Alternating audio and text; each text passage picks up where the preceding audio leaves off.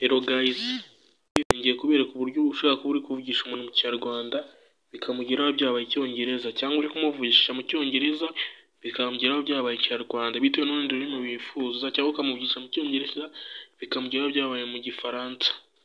Turabikora kuri WhatsApp. Mbere na mbere nongeye gushima abantu bakanze subscribe, nawe ndi muri mushya kandi subscribe, fungure inzogera kugira ngo hakajya hagira video nimwe gucika, komeze kujyana.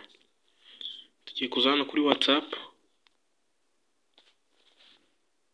tuze hano turabona hari hirya hari utudomo tune, tuhakande barahita bakwereka ngo translate. Hano handitse translate niho turakanda kugira ngo twavugana n'uwo muntu mu rurimi twifuza. Tuhakande, urabona ko batweretse ngo Icyongereza n'Igihinde. Hano handitse Icyongereza n'Igihinde, reka twenda tuvuge ngo how are you. Kandi how are you, how are you. Hano handitse English, hano handitse Igihinde. Bivuze ngo turajya twandika amagambo mu Cyongereza amugereho yamaze kuba Igihinde.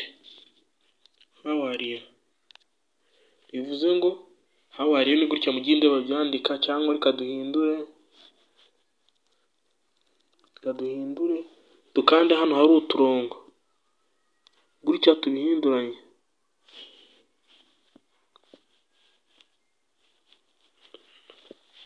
Cyangwa reka dushyiremo urundi rurimi wenda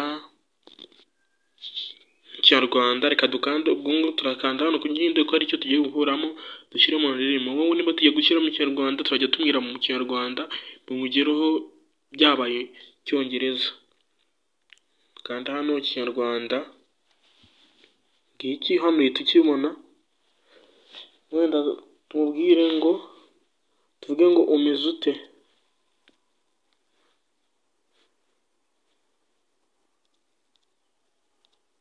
Meze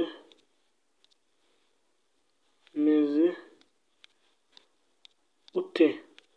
How are you.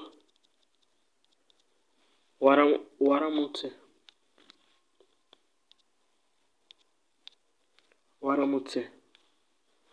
Dushatse uri kubona ko hano hejuru waramutse, ubwo mu Cyongereza ni hello. Dushobora no guhita tubyohereza, tukabyohereza niba dushaka kubyohereza, tugakomeza tukandika, cyangwa n'ubundi ukongera ugahinduranya, cyangwa ugakanda hano hari uturongo, kari akarongo kari ibumoso n'akandi karongo kari iburyo, ukaba wabihinduranya. Nimba ushaka wenda kurajya umubwira mu Cyongereza bikamugeraho byabaye Ikinyarwanda, ukanda hano hari uturongo, kamwe kari iburyo kandi kari ibumoso, ukaba ariyo ukanda ubwo urajya uvuga mu Cyongereza bimugeraho byabaye Ikinyarwanda. Reka turebe how are you. Mumeze mute. Cyangwa reka dutange urundi rugero tuvuga ati how old are you.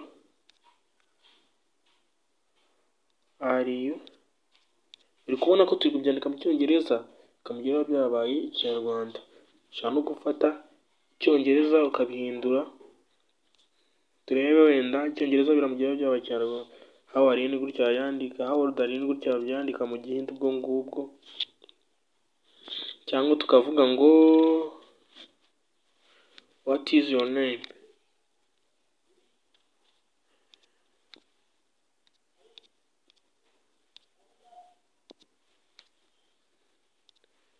Ngombwa ni gutya mu Gihinde babyandika. Ushobora no kugenda utanga izindi ngero, kuko ukanze hano ku ndimi ugenda ubona indimi nyinshi, hagiye harimo indimi nyinshi y'Ikinyarwanda, indimi zo muri Afurika zose urazibona. Mbega indimi zose ushobora kuba wazikoreshamo. Hano turebe nk'Igifaransa, wenda dushaka gukoresha Igifaransa, koresha nk'Igifaransa. Haba harimo indimi nyinshi, bisaba kugenda ushakisha indimi nyinshi, bisaba kugenda ushakisha. Wenda reka duhitemo Igifaransa tucyemezeho, ngo tujye kumwandikira mu Gifaransa bimugeraho byabaye Igihinde. Bonjour.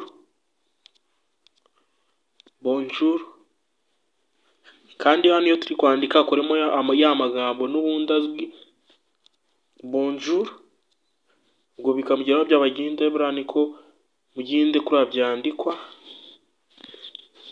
Guys, nimba hari ikintu ushaka umbwire nyikwigishe muri comment, kanda like, nimba uri mushya ukande subscribe.